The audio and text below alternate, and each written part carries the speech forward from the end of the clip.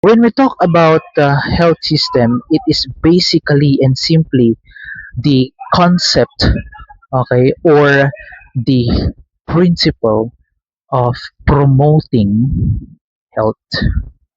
Okay, so we promote health. This is according to the book that I have sent you.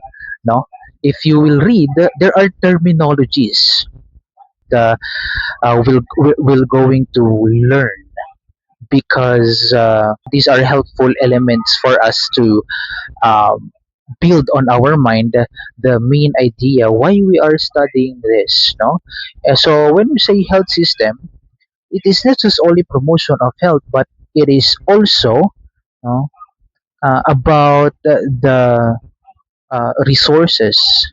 It's all about the people. It's all about the finances. It's all about the agencies that promotes health, no, to the community.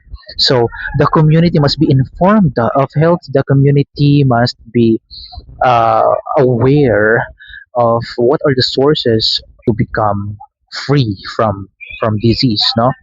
So examples are the WHO, DOH, okay, and WHO for the international, DOH for the national.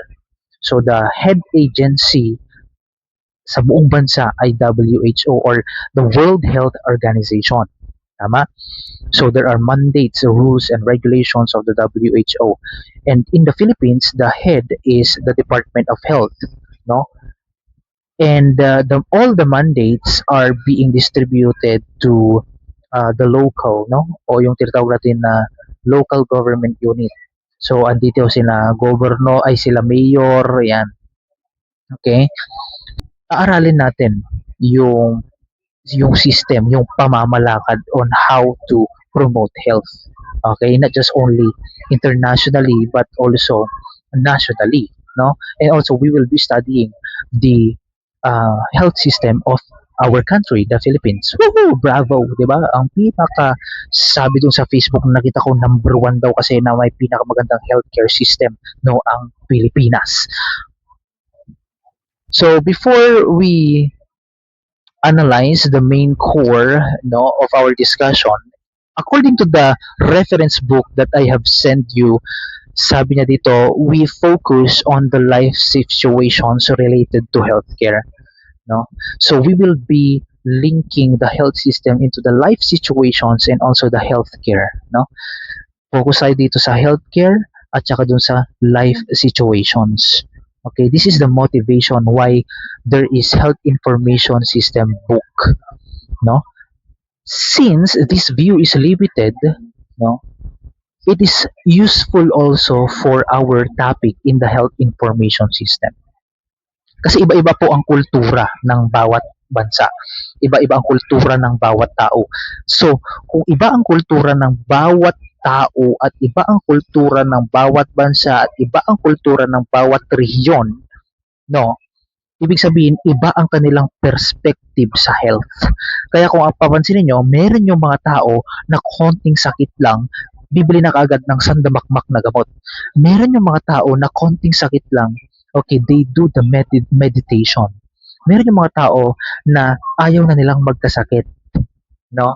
Kaya they are eating food supplements and also eating the natural plants, the organic plants, no, in a natural way. Yan, mga umiinom ng mga supplements, ganun po, no? So, yun ang iba't ibang uh, realizations na nakikita ko kasi kung iba ang perspektibo mo sa pag-treat ng health, ibig sabihin iba din yung perspektibo mo sa sakit.